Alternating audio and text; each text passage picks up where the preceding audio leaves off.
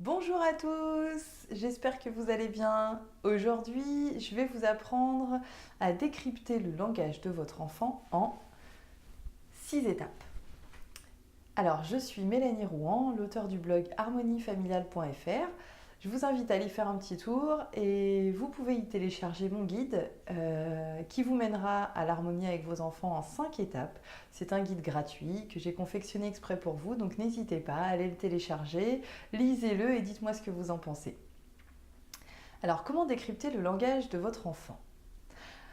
Je suis sûre qu'il vous arrive souvent, ou quelquefois, ou de temps en temps, d'avoir cette petite voix dans votre tête qui vous dit qu'est-ce qui m'énerve? Punaise, mais il le fait exprès ou quoi?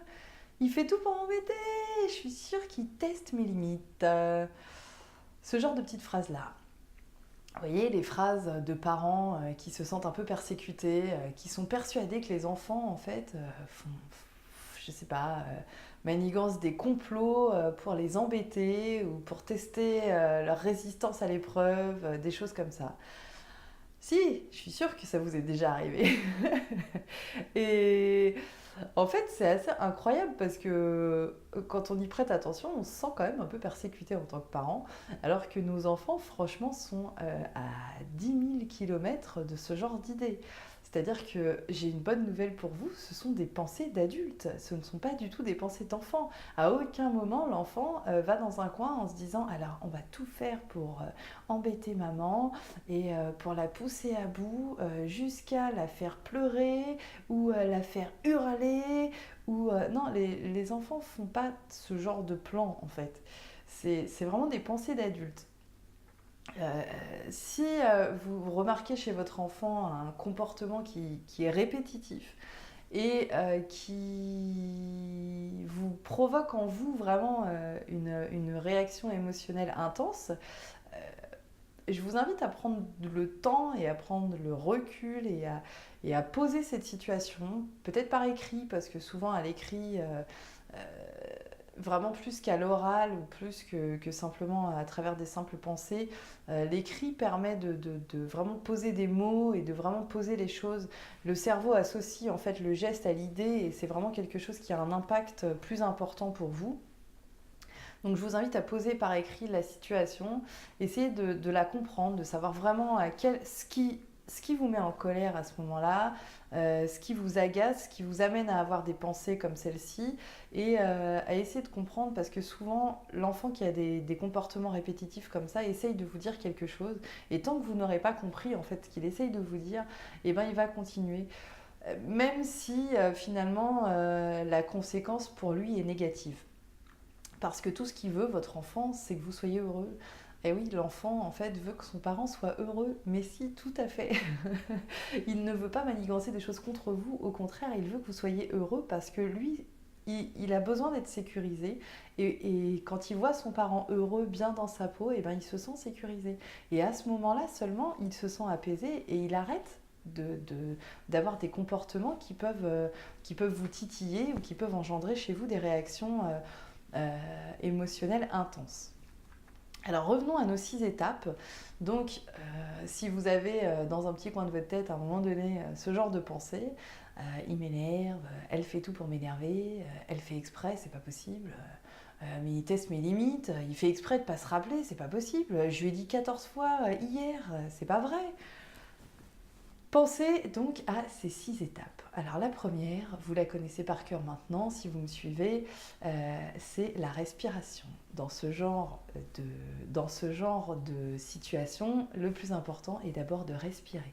Pourquoi ? Parce qu'on se sent énervé. Quand on se sent énervé, le corps se tend, les muscles se contractent, la pression sanguine augmente. Et du coup, votre corps se crispe tout entier et ça favorise quoi? Ça favorise la montée de la colère, ça favorise l'énervement, ça favorise le stress. Bref, tout le contraire de ce que vous voulez. Donc vous respirez et vous expirez profondément. Vous le faites plusieurs fois de suite. Ça fait du bien, ça détend le corps, ça vous fera du bien. La deuxième chose à faire, c'est d'observer votre enfant. Au lieu de vous sentir persécuté, de vous mettre dans le rôle du parent persécuté par son enfant, observez votre enfant. Essayez de le regarder, de voir ce que vraiment il est en train de faire et d'essayer de comprendre ce qu'il essaye de vous dire. Essayez de comprendre ce qu'il essaye de vous dire. Essayez d'observer la situation comme si elle se produisait pour la première fois. Parce que quand une situation se reproduit plusieurs fois, en fait, on a tendance à avoir une réaction, je ne sais pas si vous avez déjà remarqué, une réaction spontanée où finalement on ne regarde pas vraiment la situation. Mais comme elle s'est déjà produite, eh ben, on devine en fait la fin, du coup on réagit même avant qu'elle soit terminée. Bref, on ne fait même pas attention finalement à la situation, on réagit instantanément parce que notre cerveau a déjà enregistré la situation. Alors essayez de mettre une nouvelle visière et d'observer la situation vraiment comme si elle était nouvelle. Ça vous permettra aussi d'avoir une réaction différente et peut-être plus apaisée. La troisième chose à faire, c'est de vous concentrer sur votre enfant. Votre enfant, il est en train de vous dire quelque chose. Donc en réalité, détachez-vous de votre nombril, c'est pas vous qui êtes persécuté, c'est lui qui a besoin de quelque chose. Il est en train de vous demander quelque chose. Il se sent peut-être mal, peut-être qu'il a mal à l'intérieur, peut-être qu'il souffre. Sauf que c'est pas un adulte, encore une fois, c'est un enfant. Donc il n'est pas capable en fait d'utiliser les mêmes mots que vous pour vous le dire. Il n'est pas capable toujours de venir vous voir et de vous dire papa, maman, tu sais, il y a un truc qui s'est passé, et puis là j'ai mal au ventre, et puis ça se passe comme ça. Non, c'est ce qui finalement est peut-être le plus compliqué chez les enfants, c'est que ils ne peuvent pas venir nous voir et nous dire clairement les choses. Depuis qu'ils sont tout bébés finalement, hein. C'est ça peut-être l'apprentissage de la vie, hein. Apprendre à dire ce qui se passe et à dire ce qu'on ressent. Donc c'est un peu aux parents à aller creuser, à deviner, à décortiquer, à comprendre, à être attentif pour écouter le message que veut faire passer son enfant. Et je pense que si vous êtes là, c'est que pour vous c'est important effectivement de comprendre le bon message de votre enfant. Donc essayez vraiment de vous concentrer sur lui et d'essayer de comprendre son message. La quatrième chose à faire, c'est peut-être de regarder aussi tout simplement, comme on le dit souvent pour les bébés, je pense que c'est vraiment valable aussi pour les enfants un petit peu plus grands. Euh, Faites un tour du côté de ses besoins vitaux, c'est-à-dire le sommeil. Est-ce que votre enfant n'est pas fatigué? L'enfant, jusqu'à, on va dire, peut-être 6 ans à peu près, il a un sommeil quand même qui est très variable. Il est en perpétuel changement, en perpétuelle adaptation, donc c'est pas toujours évident pour lui à gérer, pour vous à suivre. Et peut-être que c'est tout simplement ça, peut-être qu'il est juste fatigué.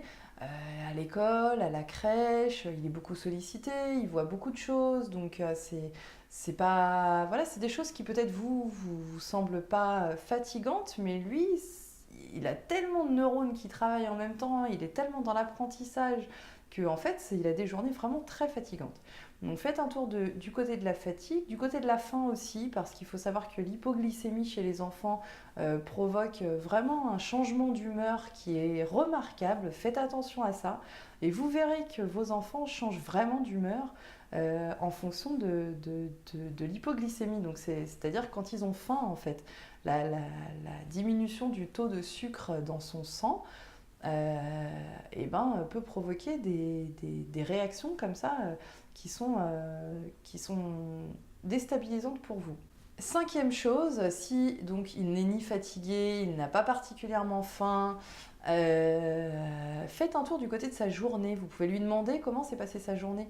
Parfois, il s'est passé un événement dans la journée de l'enfant qui a été difficile pour lui, qui a été pénible, et il n'est pas capable en fait au moment où il se sent pas bien, où il est en colère, où il se sent triste, où il chouine un peu plus que d'habitude, il n'est pas forcément capable de vous dire oui mais tu sais c'est parce qu'en fait tout à l'heure j'étais très contrariée et puis finalement j'ai pas pu le dire donc c'est resté au fond de moi et puis maintenant bah, ça ressort, tu comprends papa, tu comprends maman. Il peut pas dire ça.